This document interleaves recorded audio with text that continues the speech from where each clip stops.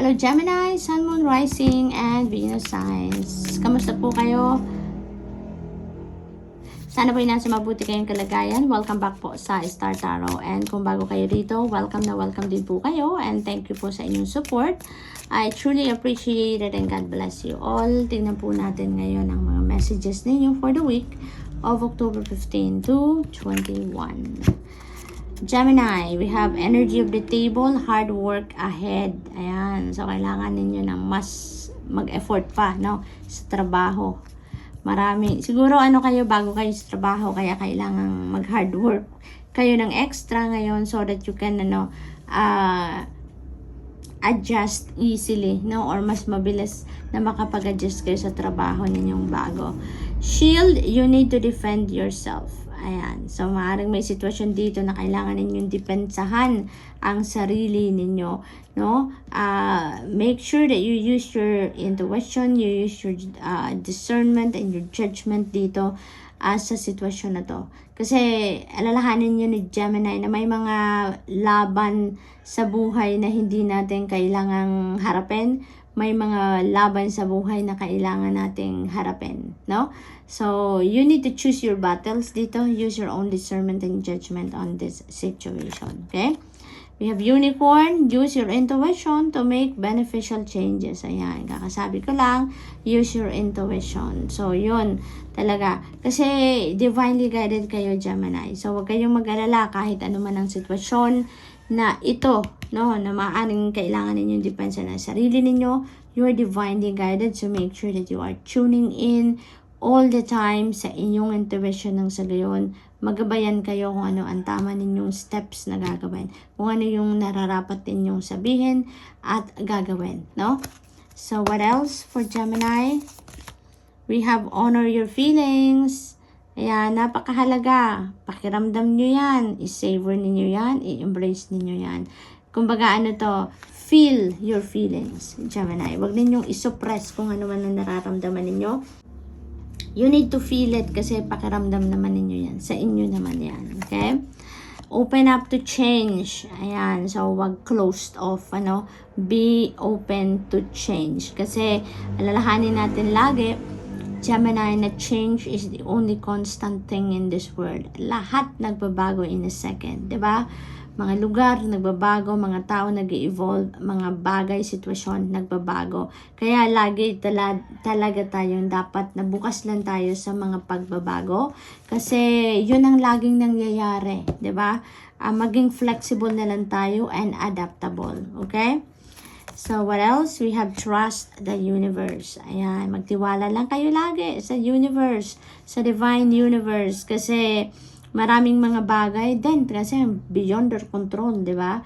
Maaring ang iba sa inyo dito, may mga sitwasyon na mga nangyayari na hindi paborable para sa inyo, no? Pero wag kayong mawala ng pag-asa, don't despair, don't lose hope, no? At magtiwala na lang kayo instead dahil lahat naman sa atin, there is a divine plan for each and every one of us. Maaring ngayon, may nararanasan kayong hindi masyadong maganda or hindi masyadong favorable para sa inyo, but don't think na hindi kayo mahal ng Panginoon. Kaya may mga challenges kayo nangyayari. Because yung mga challenges na yan, yung hindi mga masyadong magandang pangyayari na nangyayari sa buhay natin, that is preparing us towards something way better. Diba? Yan ang daan, no? Daan yan para makarating tayo doon sa better times or best times in our lives. Diba? Kaya magtiwala na lang kayo, okay? Magtiwala din kayo sa sarili ninyo, sa kakayanan ninyo, and at the same time, magtiwala kayo sa divine universe na everything is, going well, no? Everything is going to change for the better. Always for the better. So, we have come together. Ayan, maaring may party, maaring may collaboration, maaring merong pagtitipon dito na mangyayari for some of you. No? Naririnig ko seminar eh. Maaaring related dito sa trabaho. Maaaring papadala kayo ng boss ninyo sa seminar, sa mga meetings, conference, maaaring ganun, Merong pagtitipon ng mga tao dito. Yan akin napipick up. Maaari din talaga din, partnership din ito. No? Partnership din sa trabaho, partnership sa proyekto, maaaring ganon. We have find balance. Ayan, you need to find the balance back, no, sa buhay ninyo, Gemini. Maaring talaga may mga imbalances na nangyayari dito, kaya medyo siguro may mga challenging situation na nangyayari sa inyo, no? This is not going to resonate with everyone, so just take as it resonates. But kung nararamdaman ninyo na there is an imbalance na nangyayari sa buhay ninyo, reflect on your priorities. Napakahalaga nun, Gemini, para nang sa gayon mabibigyan ninyo ng maayos ninyo ang oras ninyo, no? Time management is key as well dito para mabalanse ninyo ang lahat, so that you can look into things na ano ba nanineglect ninyo, ano yung mga napagfo-focusan nyo lang, no? Kasi lahat naman ng parte ng buhay natin kailangan ng atensyon, 'di ba? Hindi pwede na may na-overlook tayo, hindi pwedeng may napapag-iwanan, because everything is part of our lives, 'di ba? Yung mga ganap sa buhay natin, parte yan ng buhay natin, kaya kailangan lahat na kailangang bigyan ng atensyon, mabigyan ng atensyon. Lalong-lalo na yung well-being natin, no? Gemini, yung health ninyo should always be the first priority. Kaya maaaring yun din ang huli, no? Maaaring yan ang nasa huli ng listahan ninyo. Kadalasan ganun talaga. Pero may mga imbalance siguro na nangyayari na ngayon sa sarili ninyo, sa buhay ninyo, kaya you need to look into that to make sure to bring the balance back in your life. Okay? Lahat ng bagay may oras, may tamang panahon para dyan, no? Yung pag-aalaga sa sarili, pagtatrabaho, pag-unwind, yung mga ganon, mga pagbibigay oras sa inyong mga anak, sa asawa, no, sa pamilya. May kanya-kanyang oras yan. Kaya time management dito ang kailangan siguro ninyo, Gemini. Believe in magic. Okay? Maraming magical moments ang maaring mangyari dito, no? Maaring may mga miracles that are going to unfold around you ngayon, Gemini. At may mga bagay din na nangyayari sa buhay natin na minsan hinahanapan natin ng rason, hinahanapan natin ng dahilan. Wag na natin bigyan ng oras pa ang paghahanap sa kung anong dahilan, ano ang rason. Kasi lahat naman ng dumadating sa atin, that is meant for us, 'di ba? Kung yan ang nangyayari sa atin, yan ang pinadala ng divine universe, then meaning that is for us. Kaya i-enjoy na lang natin, i-embrace na lang natin, wag na nating hanapan ng rason. Instead na hanapan natin ng rason o dahilan ang mga nangyayari, i-embrace na lang natin yan, no? Ipagpasalamat na lang natin, that is a blessing. So let's just be grateful, okay? So tignan natin kung ano pa ang ganap. We have 9 of inspiration. Ayan. So ang iba sa inyo dito siguro is about to give up na, no? Maaring pagod na, no? Ang iba sa inyo, you know what? Maaari talaga na may discomfort na nararamdaman ng iba sa inyo dito. Siguro, may hindi talaga paborable nangyayari for some of you in some areas of life ninyo. At huwag kayong mag-give up. Huwag kayong mag-give up. You've come this far. Kung ano man to, kung endeavor man to na sinimulan na ninyo, matagal na at hanggang ngayon, maaaring hindi pa rin ninyo nakukuha kung anong gusto ninyong makuha out of that. Wala pa rin resulta. Just keep persevering, Gemini, no?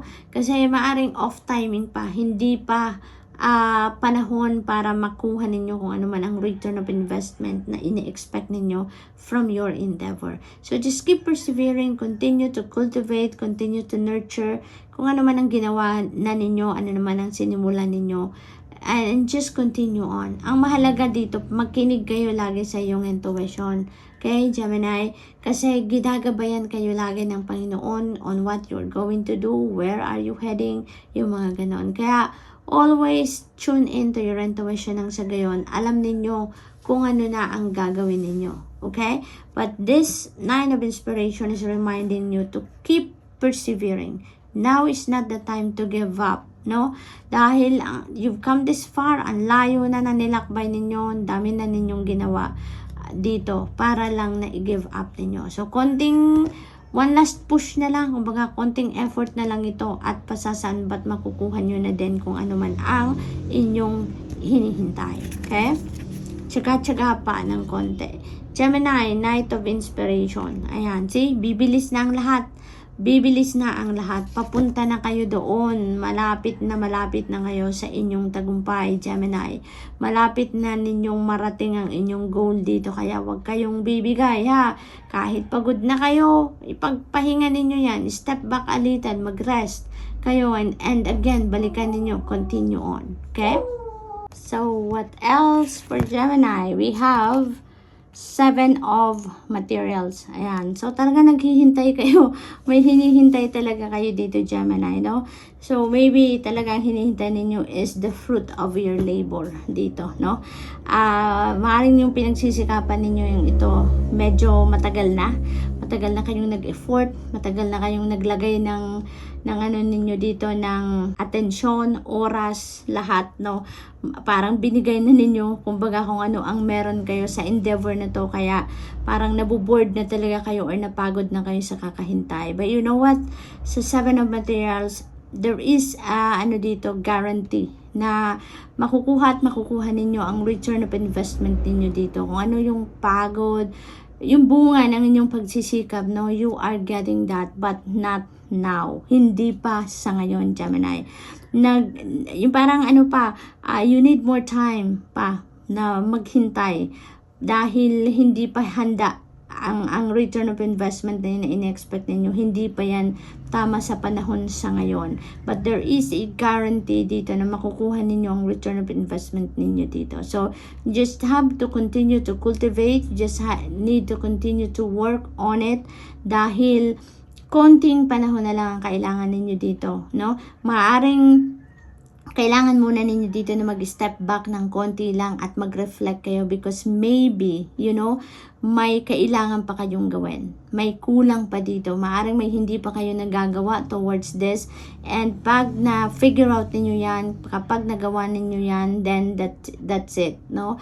Ibibigay na sa inyo yan. Makukuha nyo na kung ano man ang kailangan ninyo or yung gusto ninyong makuha dito, Gemini. So that's all I have for you for the week. I hope nakatulong ang mga mensaheng ito in some way. Thank you for watching. Love and light. Namaste.